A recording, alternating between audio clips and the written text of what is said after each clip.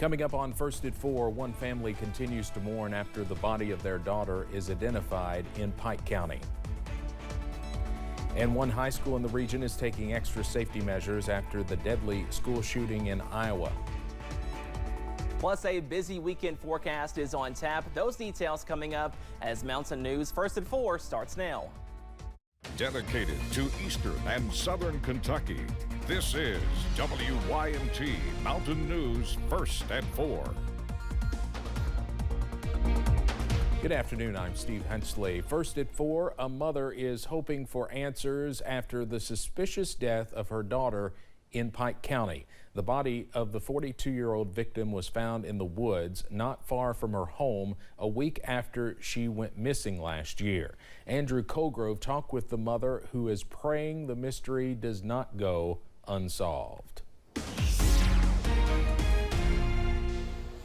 A cross is set up near the area where Melissa Wolford's body was found. She was full of life. Anita Wolford is Melissa's mother. She loved hunting, fishing, anything outdoors, she loved it. Anita lives next door to Melissa's house in Phelps in Pike County and says on the night of October 25th, her daughter vanished. She was missing for 7 days. She says a week later, on November 1st, a hunter found Melissa's truck burnt up in the woods off a utility road a few miles from her home and found her body near the truck. It's a pain like I hope nobody has to ever go through this. Kentucky State Police are investigating and say foul play is suspected. These people's out here walking around and they're living their life when they destroyed ours. The mother says she is not aware of her daughter having any kind of enemies, that she never talked about feeling like she was in danger in the days leading up to her death, and she has no idea why anyone would do this. There'll always be that question, why? There'll always be a question in my heart and my mind. The family is offering a $10,000 reward to anyone who comes forward with information that leads to an arrest. When the day comes that we hear that they're put behind bars, it's not going to bring her back, you know, but she's going to have justice. Praying whoever's responsible does not remain free for long. Andrew Colgrove, WSAZ News Channel 3, Pike County. Anita says her daughter's husband was at work when she disappeared. State police say the cause of death is still under investigation.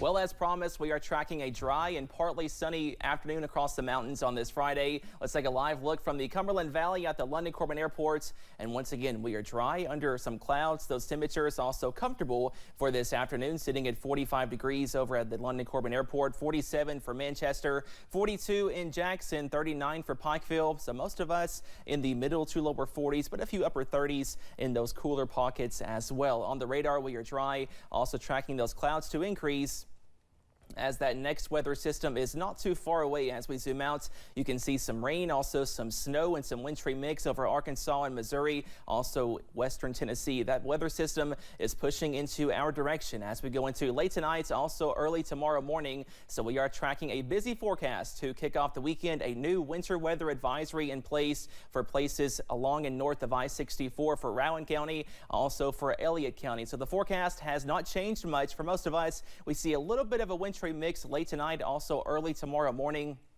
but mainly a cold rain is on tap. However, possibly a little bit of a dusting or a coating in the grassy areas in Rowan, also Elliott counties, and back to the north over northern, also central Kentucky. But go ahead and have that first alert weather app on standby just in case as we go into late tonight, also early on Saturday as that moisture begins to increase. Those temperatures are above freezing in the middle 30s, but possibly some lower 30s in some areas. So again, watching out for a little bit of wintry weather, but a cold rain on tap as we kick off the weekend. That full forecast coming up in just a few minutes. Steve?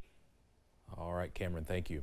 Another act of shocking gun violence in America, and the victims are mostly children. A 6th grader was killed and 5 others injured yesterday when a teenage gunman opened fire in Perry, Iowa, which is about 40 minutes from Des Moines. CBS's Ed O'Keefe was in Iowa covering politics, but now he's following this story instead.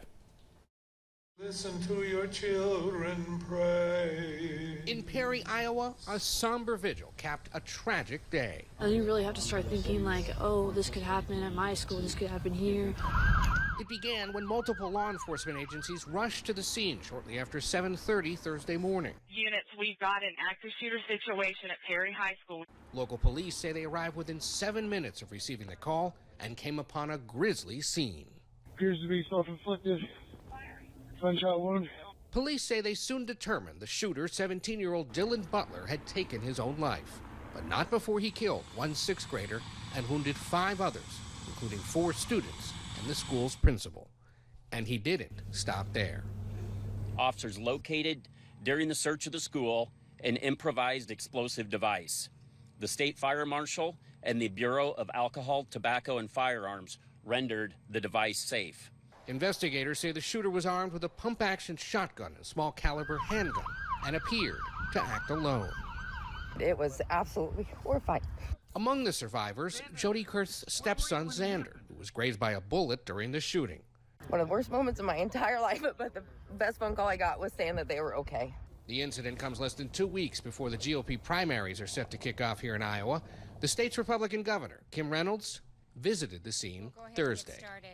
How should the candidates running for president talk about what happened today and the issue of schools violence generally? I'll let them decide how they're going to talk about it.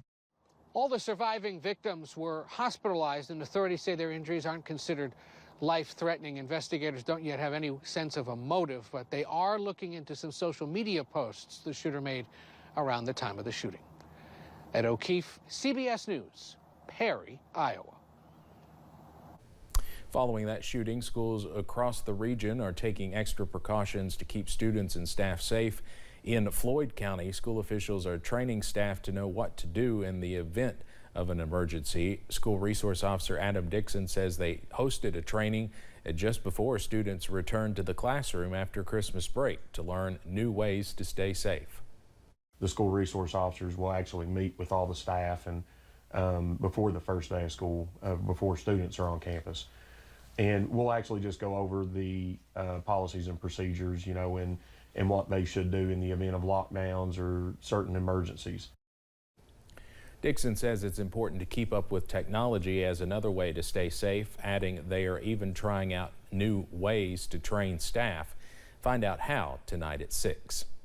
A new study found nearly 300,000 lives could be saved in 10 years if every state passed gun laws similar to California and New York. The gun violence prevention group Every Town for Gun Safety reports the 2 states had the lowest gun death rates in the country.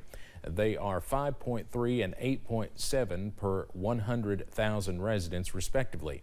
Meanwhile, Arkansas, which has 1/6 of New York's state population, had the highest rate of gun deaths at 22 per 100,000 residents. The 300,000 number is based on modeling, but experts say it shows more guns equal more mayhem. Coming up on First at 4, a former Olympic athlete has been released from a South African prison. Why he was there and what happens now.